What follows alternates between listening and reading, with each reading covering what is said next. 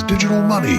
Oh, okay then, thanks. Nice and easy this time. But hang on a minute, that doesn't make any sense. Money is already digital. The key thing about Bitcoin is that it's programmable digital money and peer-to-peer. Traditionally, the money you give to the bank goes in a big vault. They make a spreadsheet showing how much you gave them, which sits on a very secure server beside the vault, keeping track of everyone's deposits. The server won't go down because it has backups and offsite redundancies. But if it did, it won't. But if it did, there'd be a shitstorm because there would be no record of who gave what to the bank. But what if you could put a copy of that spreadsheet on everyone's computer? Would you even need the server anymore? Remember BitTorrent, a peer-to-peer network with no servers that let users both download and share files at the same time. With the right incentivization such as ratio requirements, file sharing peer-to-peer networks prove you can take centralized servers out of the equation and let the network run itself. Enter Bitcoin. A young Japanese man saw how good BitTorrent was and decided, yeah, I can do that, but with money. One quick visit to GitHub and a handy Notepad++ find replace later, the world was introduced to Bitcoin. Much as BitTorrent seamlessly shared transmorphers too and metallurgy albums between millions of peers, Bitcoin would share the ledger that traditionally sat on the bank's server across millions of users instead of a server. Where file sharers were incentivized by the stick of ratio monitoring, the Bitcoin network would use the carrot instead, paying its users to remain active and process transactions. They would be paid in the future expected earnings of the Bitcoin network, its native unit of fungible currency, called ironically enough Bitcoin. Peers on the network could use the Bitcoin client on their home computer to mine the digital currency, earning Bitcoins by solving complex mathematical equations with spare processing power. Because there will only ever be a fixed number of Bitcoins and the difficulty of mining them becomes exponentially harder as time goes on, Bitcoin's value was primed to rise, dependent on one main factor.